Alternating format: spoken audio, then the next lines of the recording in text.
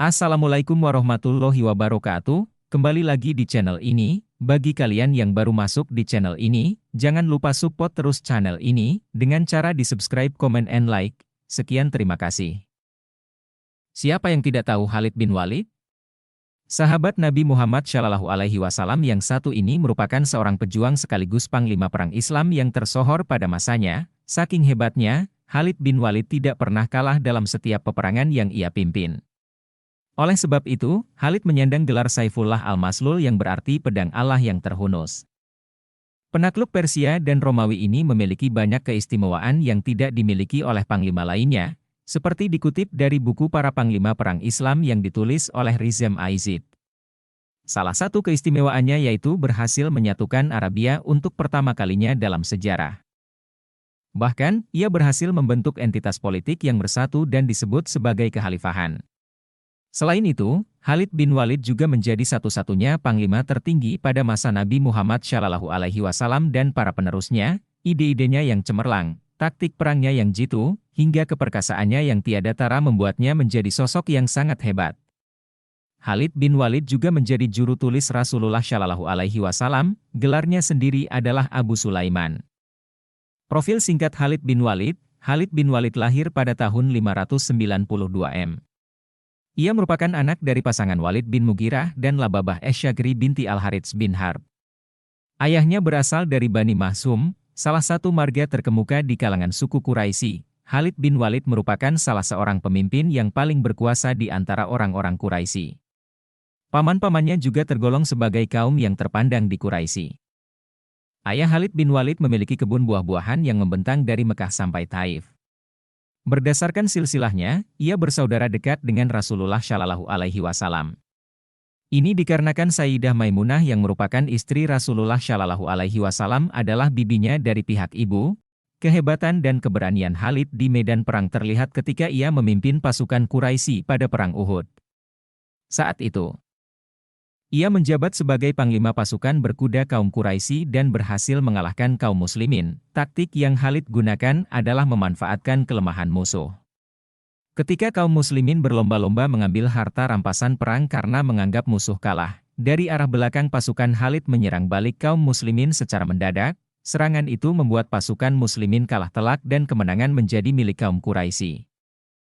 Usai perang Uhud, Khalid bin Walid menyatakan diri masuk Islam. Dengan demikian, jabatan yang ia peroleh sama seperti sebelumnya, yaitu Panglima Perang. Khalid bin Walid tidak pernah mengalahkan Rasulullah Shallallahu Alaihi Wasallam. Setiap perang yang dipimpin, Khalid berhasil memperoleh kemenangan. Prestasi tersebut kian berlanjut hingga masa pemerintahan Abu Bakar. Kala itu, Khalid ditugaskan untuk memperluas wilayah Islam dan membuat kalang kabut pasukan Romawi dan Persia. Peperangan yang dipimpin oleh Khalid bin Walid pada era Nabi Muhammad Shallallahu Alaihi Wasallam, pertempuran yang dipimpin oleh Khalid bin Walid ialah Perang Mu'tah, pembebasan Mekah, pertempuran Hunain, pengepungan Taif, pertempuran Tabuk, dan Haji Wada. Ketika Perang Mu'tah, Khalid kehilangan 9 pedangnya. Inilah yang menyebabkan dirinya memperoleh gelar pedang Allah yang terhunus oleh Rasulullah Shallallahu Alaihi Wasallam.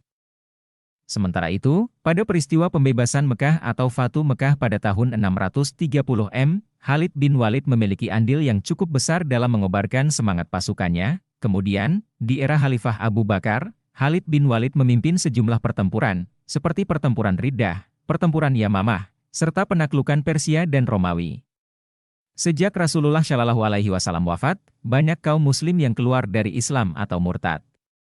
Selain itu, banyak juga yang mengaku sebagai nabi selanjutnya dan kemudian diberantas oleh Khalifah Abu Bakar. Salah satu pemberantasan tersebut dilakukan melalui pertempuran Yamamah yang melawan Musailamah al-Kadzdzab, seseorang yang mengaku nabi. Dalam pertempuran Yamamah, pasukan muslim di bawah pimpinan Khalid berhasil mengalahkan kaum murtad yang jumlahnya lebih banyak 3 kali lipat ketimbang jumlah pasukan muslim.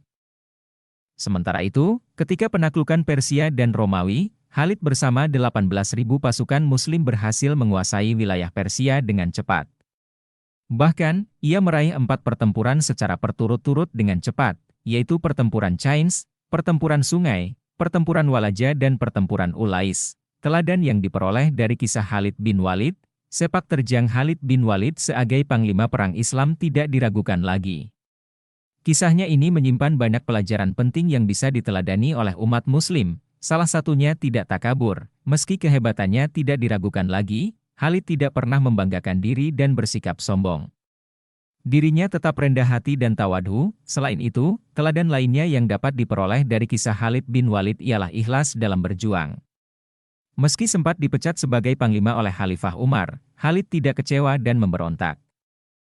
Menurutnya, semua posisi jabatan adalah sama, yang membedakan hanya keikhlasan dalam memperjuangkan kebenaran. Dengan demikian, ia menerima keputusan Khalifah Umar dengan lapang.